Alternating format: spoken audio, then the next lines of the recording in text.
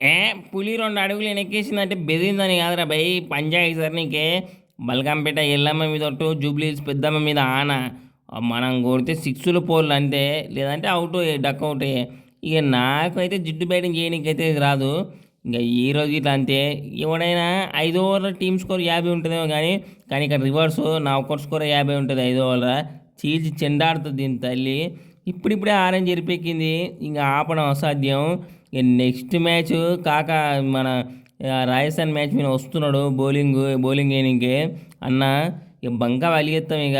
ఇక అందరూ అంటుర్రు ఇక నన్ను ఒక్క మ్యాచ్ అయినా సరే నేను 20 ఓవర్లు ఆడమని చెప్పి అంటుర్రు. ఇక ముందుంది ముసళ్ళ పండుగ. చూపిస్తా అందరూ ఒకరొకరికి చుక్కలు చూపిస్తా. ఇక నేను ఇట్లా ఆ రోజు ఆడితే మాత్రం 20 ఓవర్లు ఐపీఎల్‌లో ఉన్న రికార్డులన్నీ లేచిపోతాయి. మళ్ళీ కొత్తగా అవుతాయి. ఇప్పటికైతే 3 గెలిచినాం. నెక్స్ట్ మ్యాచ్ నుంచి కోత మొదలవుతుంది. ఐపీఎల్లో జరిగే అన్ని మ్యాచ్లకు జెన్యున్ ప్రెడిక్షన్ క్రిక్ బస్ గురు టెలిగ్రామ్ ఛానల్ చెప్తుంది. ఇక రేపటి మ్యాచ్ ఏది గెలుస్తుందో కూడా తెలుసుకోనికే ఇక టెలిగ్రామ్లో జాయిన్ కాండి. ఓన్లీ ప్రెడిక్షన్ మాత్రమే ఉంటుంది. లింక్ కామెంట్ బాక్స్లో ఉంటుంది, జాయిన్ కాండి.